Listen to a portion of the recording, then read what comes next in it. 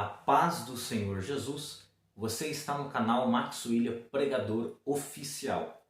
No vídeo de hoje, daremos continuidade ao nosso estudo bíblico no livro do Gênesis, onde já estamos numa sequência de vídeos aprendendo sistematicamente deste livro tão importante para a fé cristã, que é o livro de Gênesis. Se você é novo aqui no canal e ainda não conhece o nosso trabalho, eu convido você a se inscrever aqui no canal. Clica embaixo aqui em inscrever-se e esborracha o dedo aí no sininho da notificação para você ficar por dentro de todo o material que nós postarmos aqui no canal neste ano de 2021. Estamos num curso online de teologia e eu fico feliz por você estar aqui comigo nesta última aula do livro de Gênesis. A aula de hoje tem o seguinte tema: era patriarcal. Vamos falar do período dos patriarcas. Quando eu falo de patriarcas, me refiro a Abraão, Isaque e Jacó. Dito tudo isto, bora pro vídeo, solta a vinheta.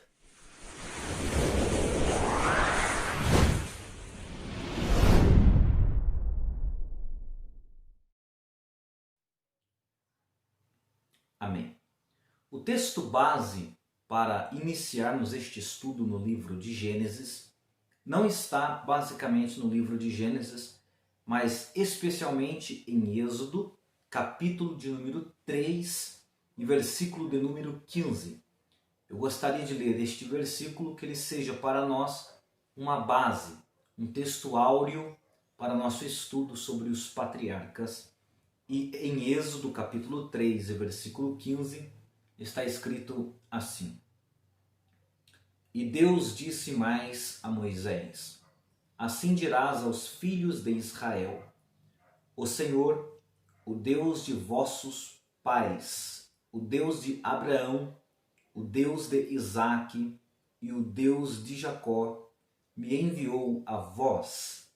Este é o meu nome eternamente, e este é meu memorial de geração em geração. Amém.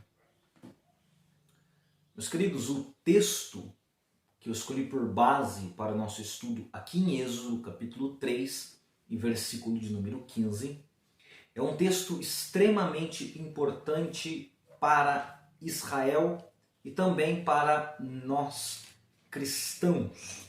O texto onde Deus se revela no nome de Deus de Abraão, Deus de Isaque e Deus de Jacó.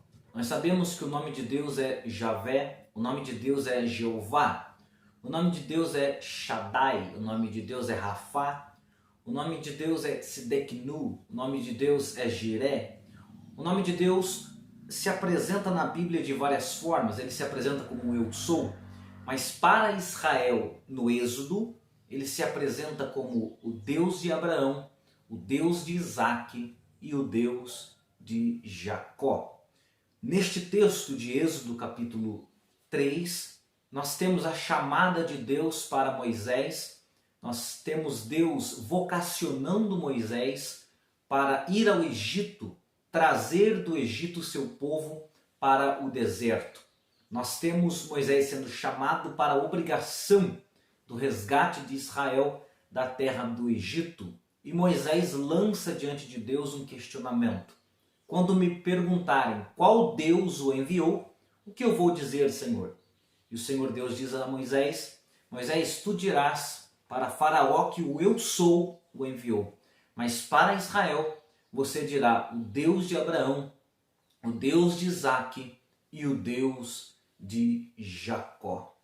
Por que Deus se apresenta desta forma? É porque Deus quer lembrar Israel que Ele é o Deus que prometeu uma terra para Abraão, para Isaque e para Jacó, para os patriarcas, aqueles que geraram a nação de Israel.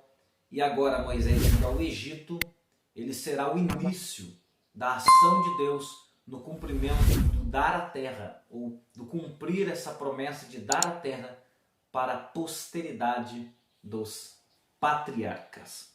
Esse texto que nós lemos, Deus, o próprio Deus, se apresenta dizendo: o meu nome será para Israel como um memorial de geração em geração, nas seguintes palavras, nos seguintes termos: Deus de Abraão, Deus de Isaque e Deus de Jacó. É Deus quem diz: eu sou o Deus de Abraão, eu sou o Deus de Isaque, eu sou o Deus de Jacó. Abraão, Isaque e Jacó. Estes são os patriarcas, de quem o único Deus, é Senhor. É o que fez promessa e é o que vai cumprir promessa na vida destes três homens patriarcas. Quando eu digo que Abraão, Isaque e Jacó são os patriarcas de Israel, eu estou dizendo que é em Abraão, é em Isaque e em Jacó que Deus vai trazer à existência o povo de Israel. Tudo começa com Abraão, passa por Isaque, passa por Jacó. É os três patriarcas que vão, então, desenrolar a sua história debaixo da presença de Deus, caminhando para a construção da nação poderosa de Israel, que existe até os dias atuais, na mesma terra que o Senhor lhe deu, terra de Canaã, Palestina. Esta aula ela é extremamente grande, pois nós vamos do capítulo 12 ao capítulo 50 de Gênesis para tratar sobre a vida de Abraão, de Isaque e de Jacó.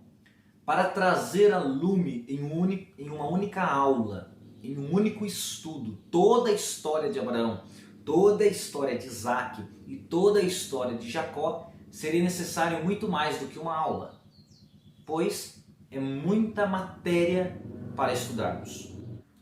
Eu quero sintetizar esta aula e resumi-la em poucos aspectos sobre a vida de Abraão, sobre a vida de Isaque e sobre a vida de Jacó.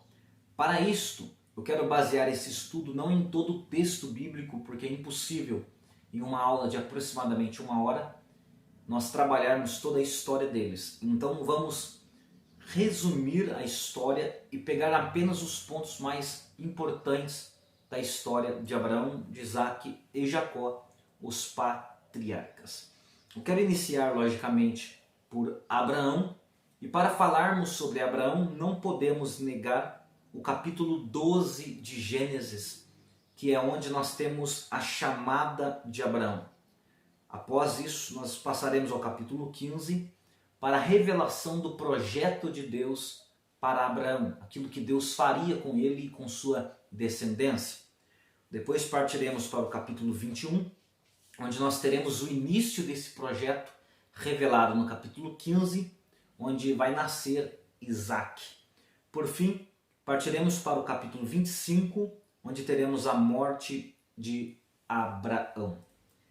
Para iniciarmos capítulo 12 de Gênesis, eu quero ler do versículo 1 até o versículo 5 de uma só vez, e após isso passaremos a destacar os elementos importantes deste texto.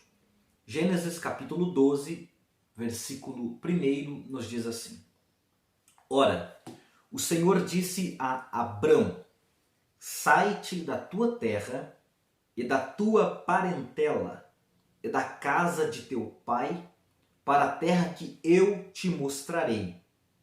E far-te-ei uma grande nação, e abençoar-te-ei, e engrandecerei o teu nome, e tu serás uma bênção.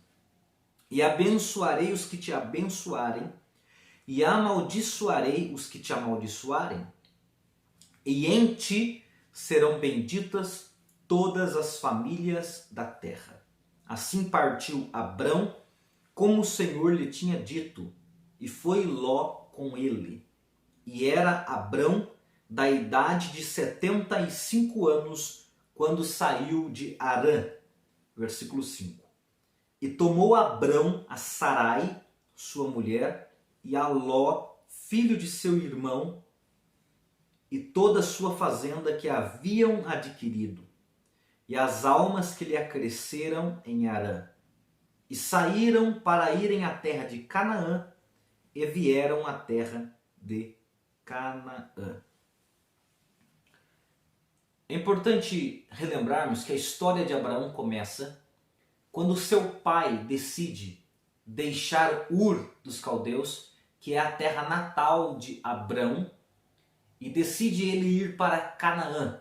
Mas nesse trajeto entre Ur dos caldeus, que estava na Babilônia, e Canaã, que estava ali entre o Egito e a Síria, mais próximo do Mediterrâneo, próximo à terra dos filisteus, a Gaza, nesse trajeto Tera passa por Harã, que estava mais ao oriente, mais ao norte, entre o oriente e o norte daquela terra.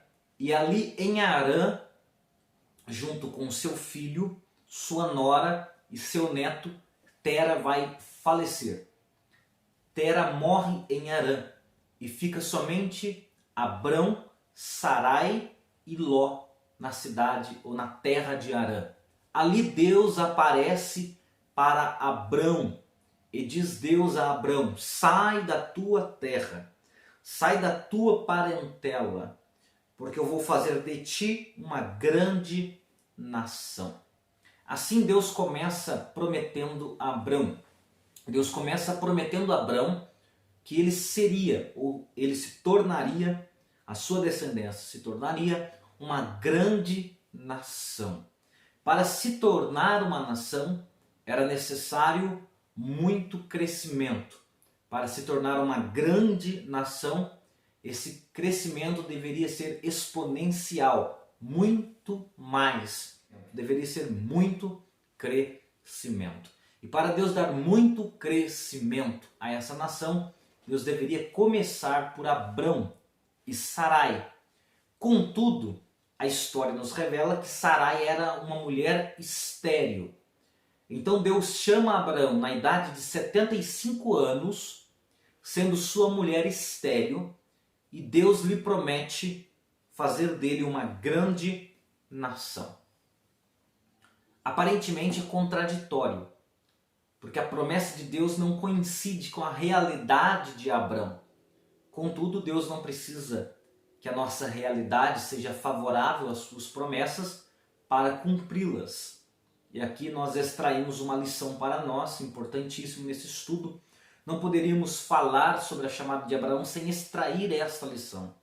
Quando Deus promete, a nossa situação não precisa ser compatível e não precisa ser favorável ao plano de Deus, pois Deus, quando quer realizar um projeto, ele pode começar num ambiente totalmente desfavorável e mesmo assim ele vai cumprir aquilo que ele falou que ia fazer.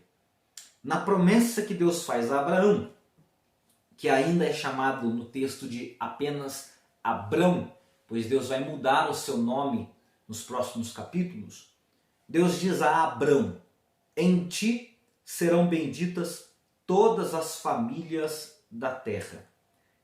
E nesta expressão de Deus existe um aspecto importante para analisarmos.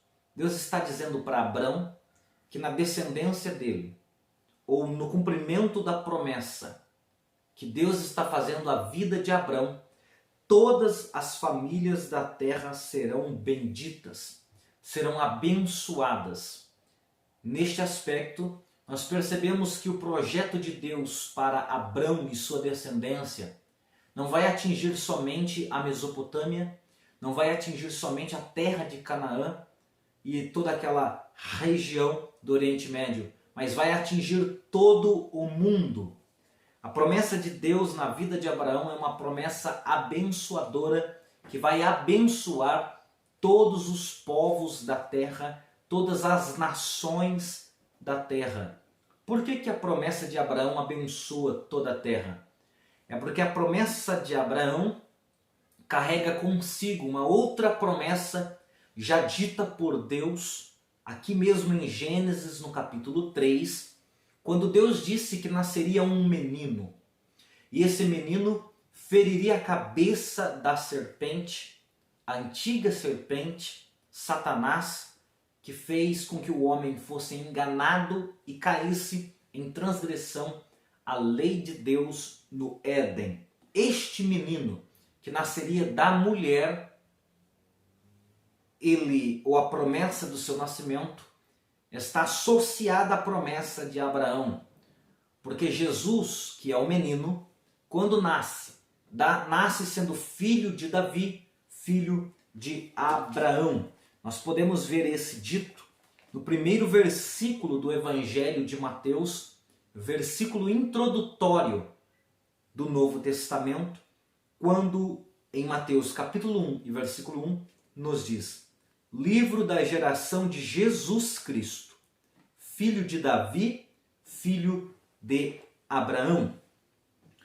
Quando Jesus nasce, ele nasce dentro da promessa que Deus fez para Abraão no capítulo 12. Porque é através de Jesus, que é da descendência de Abraão, que serão abençoadas, benditas todas as famílias da terra. Quando Deus disse para Abraão: em ti serão benditas todas as famílias da terra, Deus já estava indicando para Abraão que da geração dele, da sua semente, do seu povo, da sua história e da nação que sairia dele, viria o Messias, que é o ungido, o Salvador de todo o mundo. Por esse motivo, em Abraão, o patriarca, seria bendito todas as nações da terra. Assim, ao receber essa chamada, Abraão sai daquela terra de Harã, na idade de 75 anos, e com ele vai somente Sarai, sua mulher que neste tempo ainda é estéril, e seu sobrinho Ló, que saiu com o seu tio Abrão e seu avô Tera, da cidade de Ur, para Harã, e agora Ló vai seguir seu tio Abrão para a terra de Canaã. Como vimos no versículo 5, na última parte, e saíram para irem à terra de Canaã, e vieram à terra de Canaã. Assim começa a história de Abraão. E agora Abrão vai peregrinar na terra que um dia será dele, a terra de Canaã. Abraão vai passar ao Egito, vai voltar do Egito, vai acontecer muitos eventos, o qual nós não podemos abordar agora, porque realmente são muitos eventos, até que nós chegamos no capítulo 15 de Gênesis, onde nós teremos um segundo texto para analisarmos também de extrema importância. O primeiro texto que nós analisamos sobre a vida de Abrão é o texto da chamada de Abrão. O segundo texto que nós analisaremos sobre a vida de Abrão é Gênesis capítulo 15, do versículo 9 ao 16. Gênesis capítulo 15, do versículo 9 ao 16, onde nós temos Deus que chamou Abraão no capítulo 12, dando a revelação do projeto que Deus irá fazer na sua vida. Logo após Abraão guerrear contra Quedorlaomer e outros reis que fizeram Sodoma e Gomorra de cativos e levaram Ló também cativos nesta guerra de 4 reis contra 5 que nós temos aqui registrado. Ló é levado cativo, Abraão reúne os seus servos, os seus empregados, pouco mais de 300 pessoas, e sai à guerra contra 4 ou 5 reis naquele tempo. E a Bíblia diz então que quando Abrão retorna, Deus aparece a Abrão nas seguintes palavras: não temas, Abrão, porque eu sou teu escudo, teu grandíssimo galardão. É Gênesis 15, versículo 1. Abrão vai entrar numa conversa, num diálogo com Deus, e Deus vai conversar com Abrão acerca da promessa. Deus novamente vai falar com Abrão a respeito desta promessa. E no final desta conversa, Abrão prepara um sacrifício para Deus. Gênesis capítulo 15, versículo 9. Eu quero ler até o versículo 16. Acompanha-me na leitura e depois da leitura eu quero destacar os principais eventos desse texto que são de importância para o nosso estudo. Gênesis capítulo 15, versículo 9, está escrito assim, passo a leitura do texto. E disse-lhe, toma-me uma bezerra de 3 anos, e uma cabra de 3 anos, e um carneiro de 3 anos, e uma rola, e um pombinho. E trouxe-lhe todos estes, e partiu-os pelo meio, e pôs cada parte deles em frente da outra, mas as aves não partiu. E as aves desciam sobre os cadáveres, Abrão, porém, as enxotava. E pondo-se o sol, um profundo sono caiu sobre Abrão, e eis que grande espanto e grande escuridade caiu sobre ele. Então disse a Abrão, Deus dizendo, saibas de certo que peregrina será a tua semente em terra que não é sua, e servi-los-á e afligi-la-ão 400 anos. Mas também eu julgarei a gente a qual servirão, e depois sairão com grande fazenda. E tu irás a teus pais em paz, em boa velhice serás sepultado. E a 4ª geração tornará para cá, porque a medida da injustiça dos amorreus não está ainda cheia. Amém. Neste texto que nós acabamos de ler, Deus dá a revelação do projeto que Deus estava para desenrolar na vida de Abrão. Nós vimos que Abraão oferece a Deus uma bezerra, uma cabra, um carneiro. Todos esses 3 na idade de 3 anos. Uma rola e um pombinho. Sacrifica a Deus. E pela tarde, depois que já está feito o sacrifício, Abraão está aguardando para Deus aparecer, receber o sacrifício e falar com ele. Nesse momento Deus aparece e cai um sono sobre Abraão. Mais do que um sono, cai uma escuridão sobre aquele lugar, sobre aquele território e também sobre Abrão. E Deus começa a falar com Abrão. E na fala de Deus se revela o projeto que Deus já havia projetado para Abrão. É interessante observar uma coisa. Deus vai falar das gerações que viriam depois de Abraão, mas o projeto ainda não começou. Deus ainda nem deu Isaac para ele. Isaac só será dado no capítulo 21, que é o nosso próximo tópico, o início do projeto de Deus. Mas Deus já está anunciando o que seria na vida de Abrão. É importante o versículo 13, que nos diz, saibas de certo, peregrina será a tua semente em terra que não é sua, servi-los-á e afligi-la-ão 400 anos. A palavra de Deus, Abrão, o orienta que a sua geração, o seu povo, aqueles que vão nascer dele, serão afligidos numa terra que não pertence a Abrão. Deus dá a Abrão a terra de Canaã, mas a terra de que nós estamos falando é a terra do Egito, é a terra egípcia. E é nesta terra que não pertence a Abraão e nunca vai pertencer a Abrão, que vai habitar a sua descendência, a sua semente. E Deus já está alertando, nesta terra que não é sua, nesta terra egípcia, a tua semente será escrava, servirá esta nação e será afligida por esta nação por um período de 400 anos. Então Deus já diz a Abrão o que será no futuro. E aqui no capítulo 15 já temos a orientação de Deus para Abrão sobre o que aconteceria em Êxodo, onde Israel seria escravo por 400 anos no Egito e edificaria muitas cidades para Faraó. O versículo 14, Deus continua falando sobre a sua descendência e diz, também eu julgarei a gente a qual servirão e depois sairão com grande fazenda.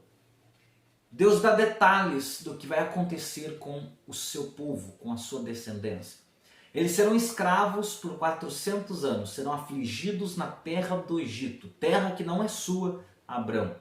Contudo, Deus já dá uma esperança a Abrão e diz: eu, o Senhor, julgarei o povo pelo qual servirão. Eu julgarei o Egito. E depois, quando saírem do Egito, depois de 400 anos, sairão com grande fazenda. E nós vamos ver que esta riqueza de detalhes, já preditas por Deus aqui em Gênesis capítulo 15, se tornarão realidade no livro do Êxodo.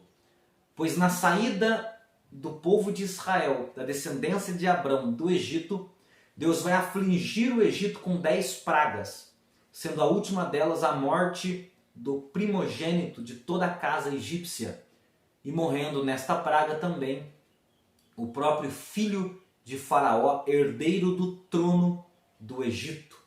Deus vai afligir o Egito.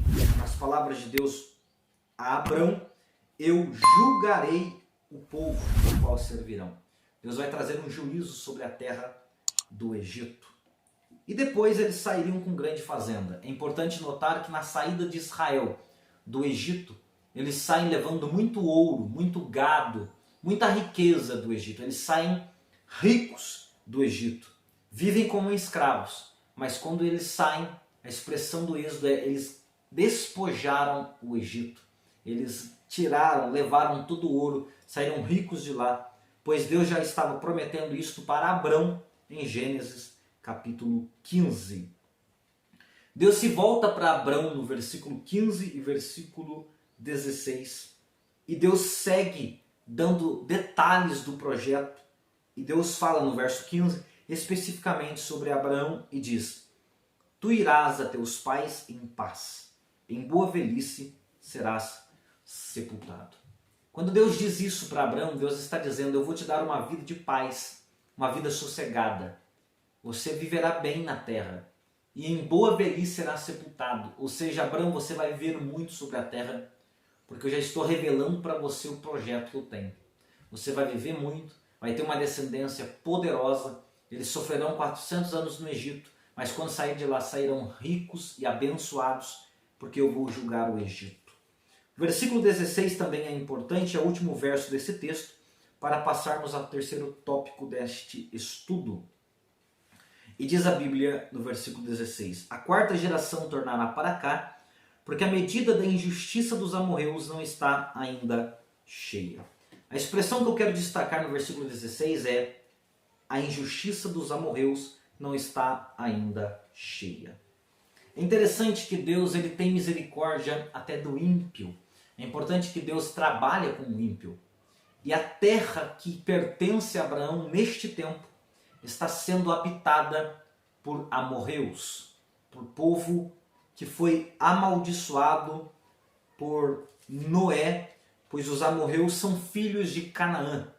Eles são descendentes de Canaã e nós vimos na aula anterior que Noé amaldiçoou Canaã e a sua descendência. Noé não amaldiçoou os outros filhos de Cã, que foi, permita-me ler o texto para falar com precisão. Noé não amaldiçoou o seu filho ou os outros filhos, que foram Cuxi, Misraim e Put, mas amaldiçoou seu neto Canaã. E Canaã gerou aos amorreus, os quais habitavam na terra nos dias de Abrão. A terra que pertencia a Abrão era habitada por um povo amaldiçoado pelo seu próprio pai, Noé. E a medida da injustiça deles, dos pecados deles, ainda não tinha atingido um nível que Deus pudesse trazer juízo sobre eles. E esse período que vai da chamada de Abraão até o tempo que Israel vai tomar a terra de Canaã, é esse tempo que Deus usa para julgar os amorreus. Durante este período que vai de Gênesis capítulo 15 ou 12 até Êxodo, quando Israel entra na terra prometida, nesse tempo a medida das injustiças e dos erros dos amorreus se enche e Deus então decide arrancá-los da terra e matá-los, destruí-los. Por enquanto, nos dias de Abraão, a medida não estava ainda cheia. Ou seja, Deus ainda estava revelando misericórdia sobre aquela nação. No primeiro tópico, a chamada de Abraão. Neste segundo tópico, Deus revela o projeto para a vida de Abraão.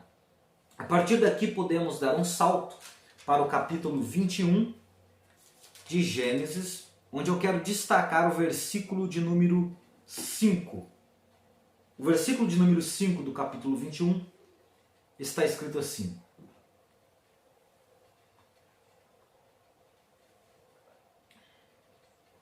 E era Abraão da idade de 100 anos, quando lhe nasceu Isaque, seu filho. Se inicia neste capítulo 21 com o nascimento de Isaque.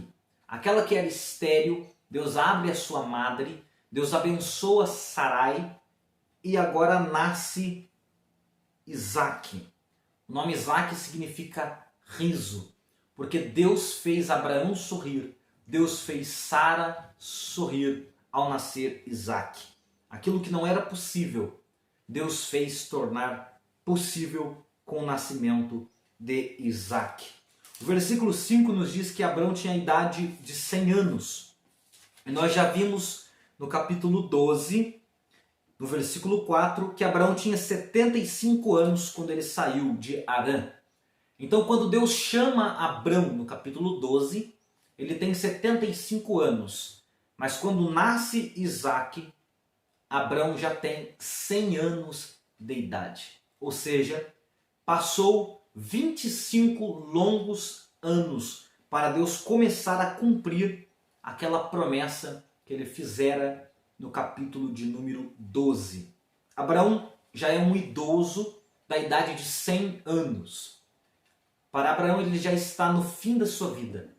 Mas Deus mesmo, Abraão já não sendo mais um varão forte, mesmo Sara já estando fora dos costumes das mulheres, Deus faz com que eles gerem a Isaque. E aqui Deus começa a cumprir o que Deus havia prometido para Abrão, que agora no texto já é Abraão. E Deus cumpre o que havia prometido para Sarai, que agora no texto já é Sara. E a partir desse momento eu continuo a chamá-los de Sara e Abraão. Deus leva 25 anos para cumprir uma promessa a Abraão e então dar descendência do seu próprio sangue e da sua esposa Sarai. Este texto é importante para nós, porque nele nós vemos o trabalhar de Deus num modo tranquilo. Nós vivemos no ano de 2020 uma geração que está acostumada a coisas instantâneas, a coisas rápidas. E quando Deus promete uma coisa para nós, nós esperamos que Deus cumpra o que Ele prometeu em poucos dias, em poucas horas até, porque nós vivemos no mundo instantâneo. Mas Deus trabalha no seu tempo, com seus métodos, e neste tempo Ele vai nos ensinando e nos preparando. E às vezes a promessa de Deus leva 25 anos para concretizar sobre uma vida, como foi com Abraão. Aqui se inicia o projeto de Deus para a vida de Abraão. O próximo texto que eu quero destacar sobre a vida de Abraão é, depois que nasce Isaque, Abraão vai morrer no capítulo 25 de Gênesis. Capítulo 25 de Gênesis, eu quero destacar 3 versículos. O versículo 25, o versículo 7 até o versículo de número 10. Aliás, 4 versículos. Que nos diz assim, Gênesis capítulo 25, versículo 7 até o 10. Estes, pois, são os dias dos anos da vida de Abraão, que viveu 175 anos. E Abraão expirou e morreu em boa velhice, velho e farto de dias, e foi congregado ao seu povo, e sepultaram-no Isaque e Ismael, seus filhos, na cova de Maquipela, no campo de Efron, filho de Zoar, Eteu, que estava em frente de Manre, o campo que Abraão comprara aos filhos de Et, Ali está sepultado Abraão e Sara, sua mulher. Neste texto, eu quero destacar no verso 7 a idade com que Abraão morre. Ele morre com 175 anos. Quando Deus o chamou, ele tinha 75 anos. Então, após a chamada de Deus no capítulo 12, Abraão vai viver e andar com Deus durante um período de 100 anos, até a sua morte. Quando Isaac nasce, Abraão tem 100 anos e ele morre com 75. Então, a idade de Isaac é de 75 anos quando morre seu pai Abraão. A idade nos revela isto. Abraão, verso 8, expirou e morreu com boa velhice. É o texto que diz boa velhice, velho e farto de dias. É importante este versículo, porque este versículo 8 é a prova que o que Deus prometeu para Abraão na revelação do projeto, do capítulo 15, verso 15, tu irás a teus pais em paz, em boa velhice serás sepultado, Deus cumpre. Deus diz que ele em boa velhice seria sepultado, e realmente isto acontece em Gênesis capítulo 25, versículo 8. Todas as promessas de Deus se cumprirão nas nossas vidas. O versículo 10 também nos traz uma informação importante sobre o dia da morte de Abraão. Abraão foi sepultado junto com sua esposa Sara. Os dois foram sepultados numa mesma cova, que na verdade é uma mesma caverna, pois naquele tempo antigo eles não sepultavam como hoje, cobrindo de terra, mas sim em uma caverna, em uma escavação na rocha. E Abraão e Sara foram sepultados no mesmo lugar, num campo que Abraão comprara dos filhos de Et. Assim termina a vida de Abraão com sua morte no capítulo 25 do livro de Gênesis. São 13 capítulos bíblicos dedicados à vida de Abraão. E nestes capítulos nós destacamos apenas 4 pontos deste patriarca Abraão. A sua chamada no capítulo 12, a revelação do projeto em Gênesis capítulo 15, o início do projeto com o nascimento de Isaac no capítulo 21 e por fim agora a sua morte no capítulo de número 25. Este é Abraão, o primeiro grande patriarca.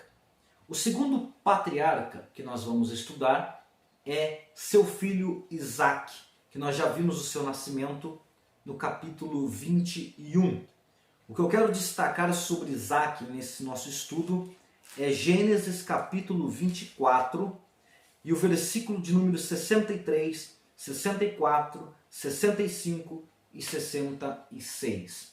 Neste capítulo 24 de Gênesis, nós teremos o casamento de Isaac. É o primeiro destaque que eu quero fazer sobre a vida de Isaac, uma vez que nós já destacamos o seu nascimento na história de Abraão. Em Gênesis capítulo 24 e versículo 63 está escrito assim: E Isaac saíra a orar no campo sobre a tarde. E levantou os olhos e olhou, e eis que os camelos vinham.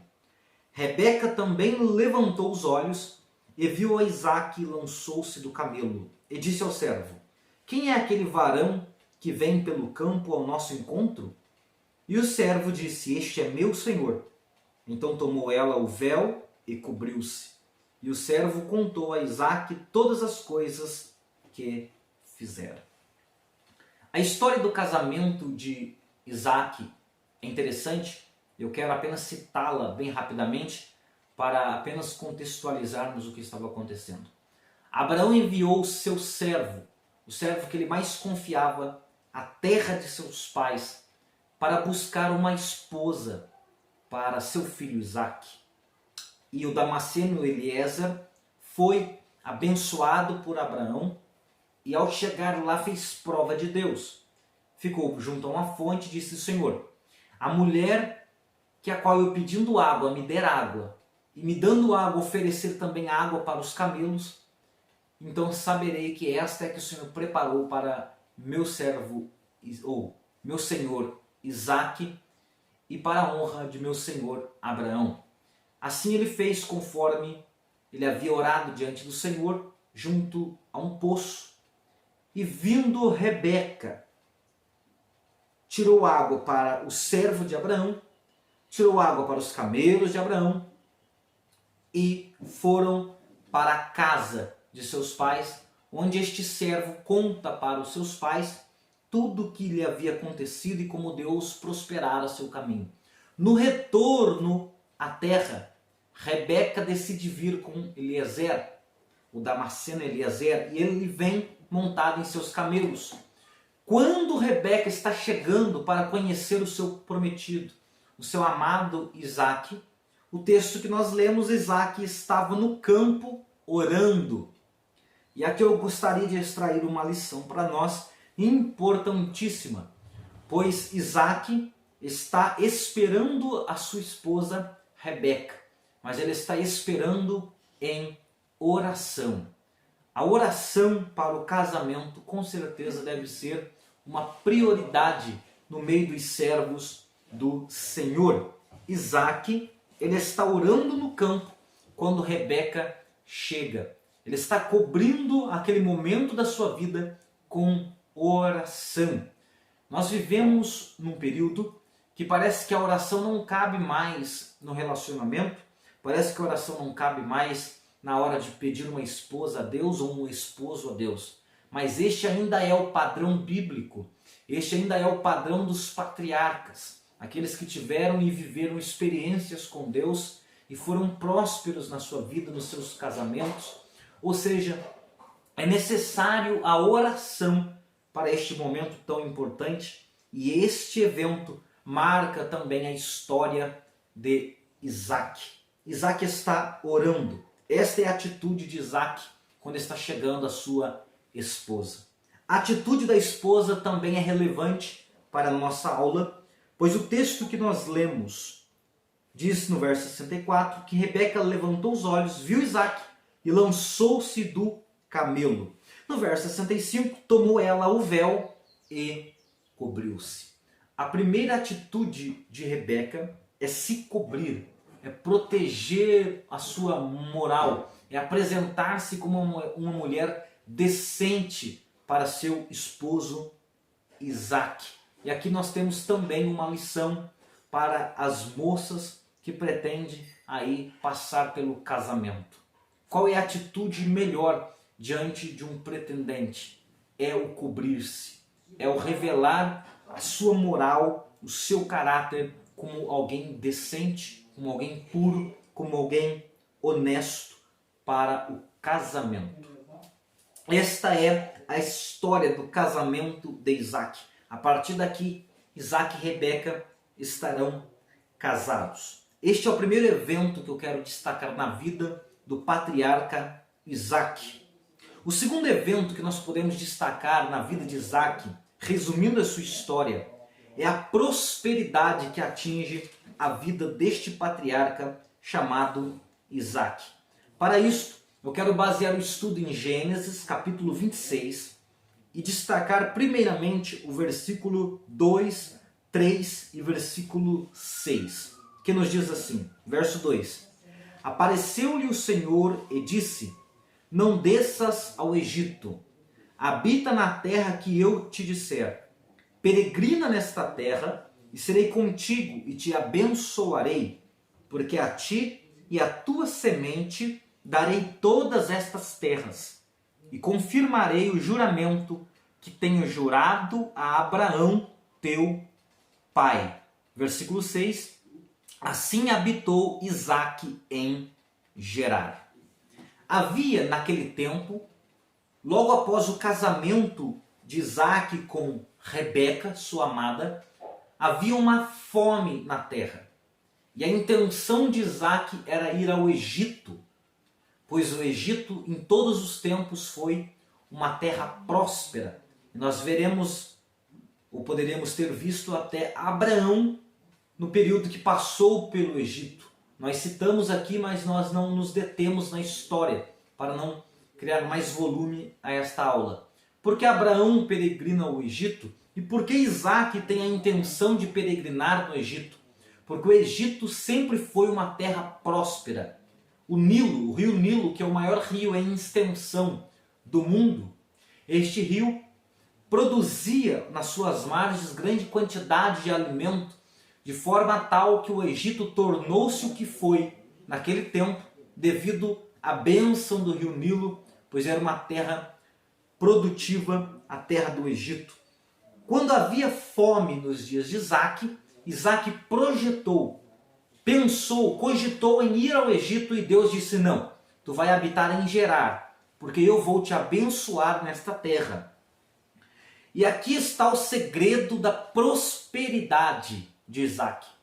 Isaac é o homem mais próspero que eu encontro no livro de Gênesis. Isaac é muito rico, abençoado, tão abençoado quanto seu pai. Talvez mais abençoado do que seu próprio pai, Abraão. E o segredo da sua bênção, o segredo da prosperidade na vida de Isaac está no versículo 6. Assim habitou Isaac em Gerar. Deus lhe disse: não vai para o Egito, mas habita na terra que eu te disser, Gerar. E ele simplesmente obedece a Deus. O segredo da prosperidade está na obediência ao dito de Deus. Isaac obedece, no versículo 6, a ordem dada no versículo 2 e 3. E assim Deus o abençoa. Neste texto podemos dar um salto para o versículo 12 e vamos ler até o versículo 14, onde nós temos descrito a prosperidade de Isaac. Versículo 12. E semeou Isaac naquela mesma terra e colheu. Lembrando-nos que ele está em Gerar. Naquele mesmo ano, sem medidas, porque o Senhor o abençoava. E engrandeceu o varão, e ia se engrandecendo, até que se tornou muito grande. E tinha possessão de ovelhas, possessão de vacas, e muita gente de serviço, de maneira que os filisteus o invejavam. Esse é o texto que fala da prosperidade na vida de Isaac. Lembrando-nos que Isaac estava habitando em Gerar, mas havia uma grande fome na terra.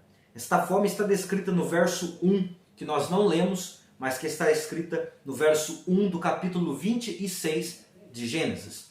Havia uma grande fome na terra, inclusive na terra de Gerar. Contudo, Isaac planta naquela terra, ele semeia naquela terra. Por que havia fome? É porque não havia chuva sobre a terra.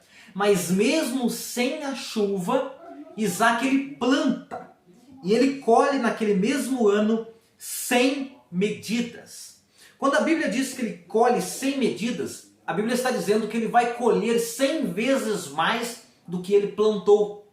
E o texto dá uma motivação, porque o Senhor o abençoava. A bênção de Deus era tão grande, era tão exponencial sobre a vida de Isaac, que ele plantou numa terra seca. Ele plantou numa terra que estava passando fome, sem chuva. E Deus fez nascer 100 vezes mais. Ele plantava 1 grão e colhia 100. Ele plantava 1 quilo e colhia 100 quilos. Ou seja, a bênção de Deus era exponencial sobre a vida de Isaac. Tudo porque a promessa de Deus estava sobre a sua vida, sobre a sua descendência, e junto com a promessa estava a obediência de Isaac. Ele cresceu e cresceu muito, até que, diz o texto, tornou-se muito grande, tendo possessão de ovelhas, possessão de vacas e muita gente ao seu serviço.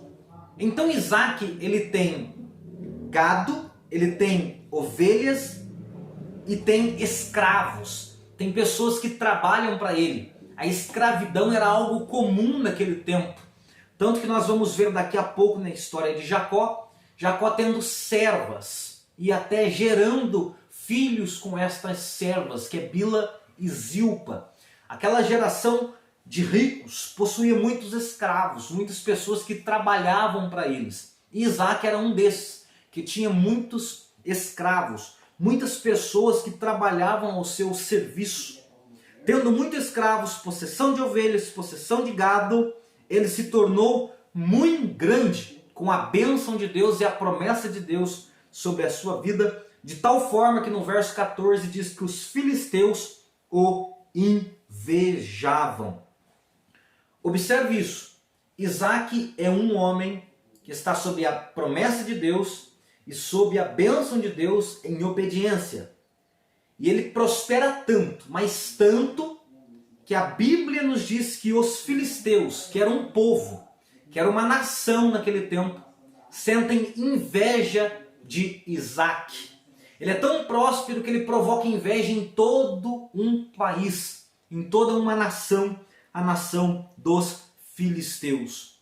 Esse é um dos eventos marcantes da vida do patriarca Isaac. O primeiro evento é seu casamento e a sua atitude de estar orando no momento em que sua amada chega.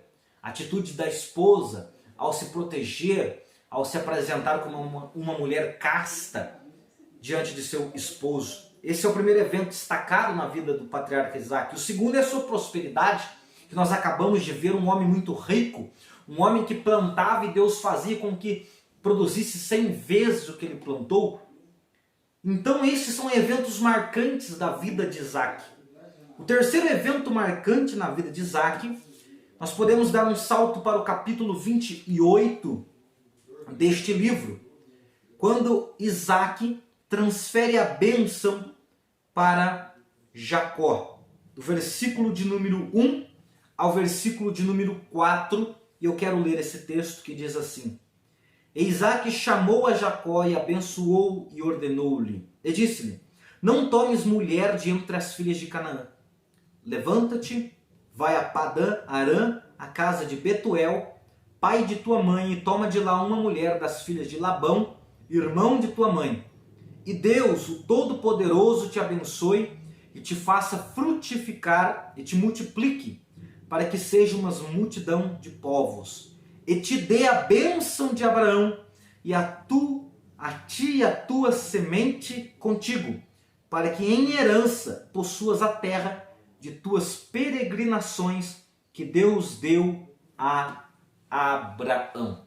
Esse é o terceiro evento que eu quero destacar na vida de Isaac, pois Isaac teve um casamento abençoado com a mulher que ele amava, ele teve uma vida próspera, muito rica, e agora está chegando o momento dele transferir esta bênção, dele abençoar seu filho Jacó, seu filho mais novo, mas que levou o título da primogenitura e considerado foi por Deus como primogênito, porque Esaú vendera a sua primogenitura, ele desprezou a sua primogenitura e então Jacó será o primogênito. Isaac abençoa, e na bênção de Isaac existe uma expressão importante, onde Isaac diz que Deus te dê a bênção de Abraão. Ou seja, quando Isaac diz esta expressão, que Deus te dê a bênção de Abraão, Isaac está dizendo: a bênção do meu pai esteve sobre mim. Por isso eu tive um casamento abençoado. Por isso eu tive uma vida próspera. Por isso eu sou quem sou hoje. Mas essa bênção estará sobre ti. Que Deus te dê a bênção de Abraão. E esse evento é importantíssimo para a vida de Jacó. É o momento onde Deus começa a trabalhar mais assíduo na vida de Jacó. É onde Deus começa num momento mais intenso de atuação na vida de Jacó. E esse movimento intenso de Deus na sua vida já estará representado logo neste mesmo capítulo 28, logo após ele sair da casa do seu pai com a bênção de seu pai. Esse texto é muito interessante. Isaac abençoa Jacó. E essa bênção de Isaac sobre Jacó vai então trazer as ações de Deus na sua vida. E é essa bênção que ele derrama sobre seu filho que eu quero destacar agora, por último, na vida do patriarca Isaac. Isaac teve muitos mais acontecimentos na sua vida que nós poderíamos tratar aqui, mas como a aula é curta e se formos adicionar mais material sobre Isaac, nós vamos então aumentar muito esta aula, vamos estender muito o tempo desta aula. Nós vimos Abraão, nós vimos Isaac e agora vamos ver o último patriarca, alguns pontos também da sua vida. Eu quero falar apenas 3 pontos da vida de Jacó, que já será o suficiente para o nosso estudo sobre os patriarcas. Com certeza um grande resumo da história desses patriarcas. Espero que você esteja acompanhando a aula, acompanhando o raciocínio. Nós estamos resumindo do capítulo 12 até o capítulo de número 32, ao menos, a vida dos patriarcas. Lembrando-nos que esta história, ou as histórias que envolvem os patriarcas, tem muito conteúdo. Para tratarmos toda a história, deveríamos discorrer do capítulo 12 até o capítulo 50 de Gênesis, quando esse povo de Israel já estará entrando no Egito, mas para isto é necessário muitas aulas de estudo. Vamos para Jacó em Gênesis capítulo 28.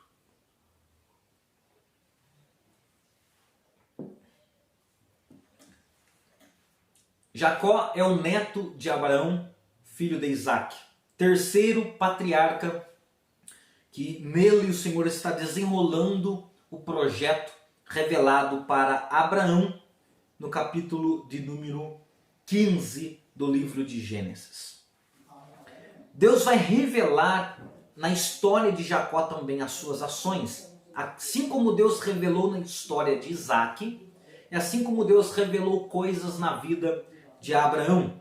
A primeira experiência marcante na vida de Jacó está logo registrada neste capítulo 28, a partir do versículo de número 10 até o versículo de número 17. Eu quero ler o texto e depois de lermos, destacaremos algumas realidades aqui do texto. Passo a leitura de Gênesis capítulo 28 e versículo 10 a seguir, que nos diz assim: Partiu, pois, Jacó de Berseba e foi-se a Harã. E chegou a um lugar onde passou a noite, porque já o sol era posto. E tomou uma das pedras daquele lugar e pôs por sua cabeceira e deitou-se naquele lugar. E sonhou, e eis que era posta na terra uma escada, cujo topo tocava nos céus. E eis que os anjos de Deus subiam e desciam por ela. E eis que o Senhor estava em cima dela e disse: Eu sou o Senhor, o Deus de Abraão teu pai e o Deus de Isaque. Esta terra em que estais deitado, tá darei a ti e a tua semente. E a tua semente será como o pó da terra, estender-se-á ao ocidente e ao oriente, e ao norte e ao sul. E em ti e na tua semente serão benditas todas as famílias da terra. Eis que estou contigo, e te guardarei por onde quer que fores, e te farei tornar a esta terra, porque te não deixarei, até que te haja feito o que te tenho dito. Acordado, pois, Jacó do seu sono, disse: Na verdade, o Senhor está neste lugar, e eu não sabia. E temeu, e disse: Quão terrível é este lugar! Este não é outro lugar, senão a casa de Deus. E esta é a porta dos céus. Com certeza, um dos eventos mais marcantes na vida de Jacó é este evento da visão que Jacó tem da escada neste lugar chamado Harã. Quando ele está em Harã, ele está em viagem, indo para a terra de seus pais, para a terra de Betuel, para a terra da sua mãe Rebeca. E no caminho ele dorme com a cabeça numa pedra e ele sonha. E no sonho ele vê que os anjos de Deus subiam e desciam por uma escada. Que o pé da escada estava na terra, mas o topo da escada estava nos céus. Acima da escada estava Deus, e Deus falou com ele sobre a escada. É interessante que o primeiro destaque que eu quero fazer é que os anjos de Deus subiam e desciam pela escada. Observe que o texto diz primeiro que os anjos subiam, depois os anjos desciam. Quando a Bíblia diz que os anjos subiam, é porque os anjos estavam junto com Jacó. E a história de Jacó será marcada por visitação de anjos. A primeira vez que vai aparecer anjo para Jacó é na sua viagem, saindo da casa dos seus pais, porque ele temia a morte pela mão do seu irmão Esaú. Saindo, Deus se revela a ele e ele vê anjos subindo. Por que os anjos subiam? Porque os anjos estavam com Jacó naquela caminhada, naquela empreitada. Novamente ele vai encontrar com anjos no retorno à terra, nós já vamos ver daqui a pouco esta história de anjos. Ele vai lutar com um varão também no val de Jaboque, e também é importante falarmos sobre este texto. Ele luta ali com um anjo que representa o próprio Deus. Mas na visão os anjos subiam porque estavam junto com eles e também descia por aquela escada. É importante a fala de Deus. Deus se apresenta para Jacó como: eu sou o Senhor, o Deus de Abraão teu pai e o Deus de Isaque. Quando Deus diz para Jacó: eu sou o Deus de Abraão teu pai e o Deus de Isaque teu pai, e Deus está falando com ele agora, Deus está dizendo: assim como eu fui com Abraão, assim como eu fui com Isaque, eu estou contigo. A bênção da promessa está sobre a tua vida. Esta é a orientação de Deus na visão. E Deus diz no versículo 14 para Jacó: a tua semente será como o pó da terra. E Deus diz mais: serão benditas todas as famílias da terra. Observe que Deus repete para Jacó o que ele já havia dito para Abraão. Primeiro, a tua semente será como o pó da terra, muito a tua semente. Segundo, serão benditas todas as famílias da terra. Novamente aquela promessa dita para Abraão no início da sua chamada. Agora repete-se então para Jacó. O que significa para nós é que Deus, que prometeu, continua confirmando as suas promessas. Jacó prossegue e depois da visão diz: na verdade o Senhor está neste lugar, eu não sabia. Temeu Jacó e disse: quão terrível é este lugar! Este não é outro lugar senão a casa de Deus, e esta é a porta dos céus. Este é o testemunho de Jacó com relação à experiência que ele está tendo e vivendo com Deus. A segunda coisa que eu quero destacar sobre a vida de Jacó caminhando para o fim é os seus filhos. Jacó vai gerar 13 filhos, 12 varões e uma menina chamada Diná. Eu quero apenas citar os nomes e as suas esposas, porque Jacó terá 4 esposas. Jacó terá Leia ou Lia, dependendo da tradução. Jacó terá a sua esposa amada Raquel. Ele terá Zilpa e Bila. E cada uma das 2 escravas, tanto Zilpa quanto Bila, lhe dará também 2 filhos. Zilpa lhe dá 2 filhos. Bila lhe dá 2 filhos. Raquel lhe dá 2 filhos, que é José e Benjamim. E Leia lhe dá todos os demais filhos até o número de 13. Inclusive Diná é filha de Leia ou Lia. Eu quero citar os nomes. O primeiro é Ruben.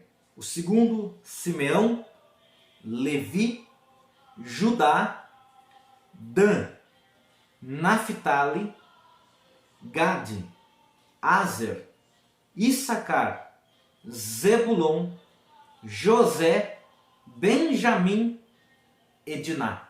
13 filhos e 4 esposas. Esta é a grande família de Jacó. Deus promete fazer dele uma nação grande, como o pó da terra. E a nação já começa a crescer em Jacó, pois ele tem 13 filhos. E cada um desses filhos gerará um uma tribo, formando a nação de Israel. O último evento que eu quero destacar sobre a vida de Jacó está no capítulo 32 do livro de Gênesis, e os dois primeiros versículos que eu quero destacar é o versículo de número 1 e o versículo de número 2.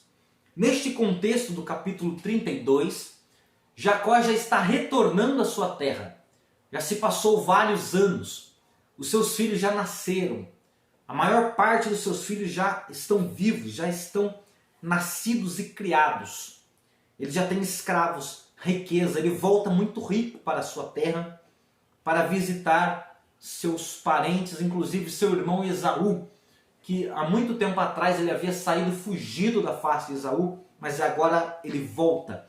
E neste capítulo nós teremos um encontro entre os dois irmãos, Jacó e Esaú. O versículo 1 e 2 nos diz assim: E foi também Jacó ao seu caminho, e encontraram-no os anjos de Deus. E Jacó disse, quando os viu: Este é o exército de Deus. E chamou o nome daquele lugar Maanaim.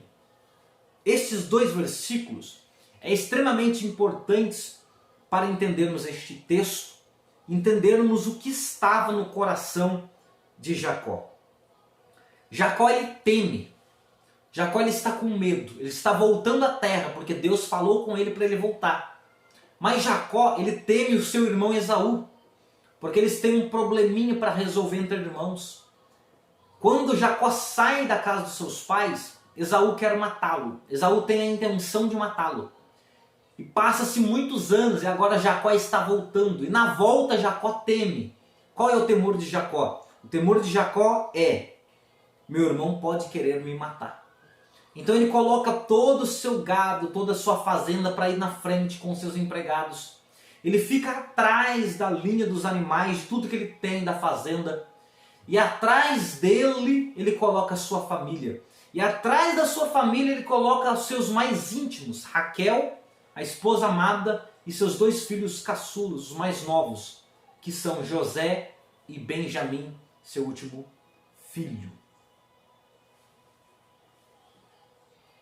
É interessante, aliás, Benjamim não é colocado, me perdoe. Quem é colocado é seu filho José, porque Benjamim vai nascer por último, quando a sua mulher Raquel, ela morre. Então José e Raquel, eles são os últimos a aparecerem no encontro com Esaú. E quando Jacó está se preparando para encontrar Esaú, seu irmão, antes dele encontrar Esaú, aparece para Jacó os anjos de Deus, no capítulo 32 e versículo 1, e Jacó diz: Este é o exército de Deus. Por que Deus envia um exército de anjos para encontrar com Jacó? Porque Deus quer dar a garantia para Jacó que ele estará seguro no encontro. Porque o coração de Jacó está temendo, mas Deus está garantindo: contigo vai o meu exército. E aqui nós extraímos uma lição para nós, que quando estivermos temendo o mal, Deus poderá enviar um exército de anjos ao nosso favor. Quando nós estivermos passando por dificuldades, quando você estiver passando dificuldades e com medo, Deus enviará um exército de anjos para caminhar com você. Jacó tem a seguinte ideia: eu vou enviar um presente a meu irmão Esaú. E ele envia o presente que está registrado no versículo 14 e 15, e eu leio o texto: 200 cabras, 20 bodes, 200 ovelhas, 20 carneiros, 30 camelas de leite com suas 30 crias, 40 vacas, 10 novilhos, 20 jumentas e 10 jumentinhos.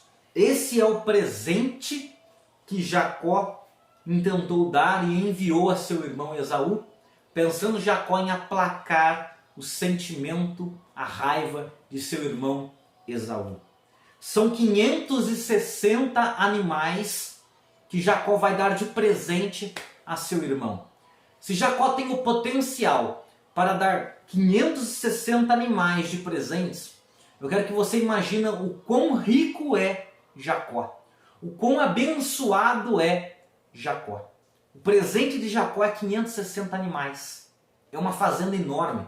560 cabeças de animais. É o presente que Jacó vai dar a seu irmão, logo após ele ter visto anjos e estar caminhando para se encontrar com seu irmão Esaú. O próximo versículo que eu quero destacar aqui é o versículo 21 até o versículo 28, que é o último texto deste estudo.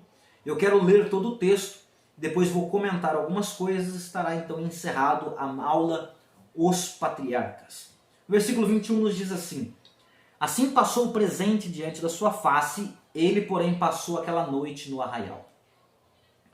Levantou-se aquela mesma noite e tomou as suas 2 mulheres, as suas 2 servas e os seus 11 filhos, e passou o val de Jaboque, e tomou-os e fê-los passar o ribeiro, e fez passar tudo que tinha. Jacó, porém, ficou só, e lutou com ele um varão até que a alva subia.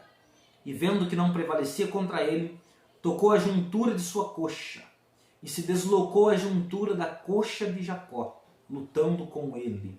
E disse: Deixai-me ir, porque já a alva subiu. Porém ele disse: Não te deixarei ir, se não me abençoares. E disse-lhe: Qual é teu nome? E ele disse: Jacó. Então disse o varão: Não se chamará mais o teu nome Jacó, mas Israel, pois como príncipe lutastes com Deus e com os homens e prevalecestes. Nessa caminhada, onde ele iria encontrar seu irmão Esaú, Jacó passa por um lugar chamado Val de Jaboque.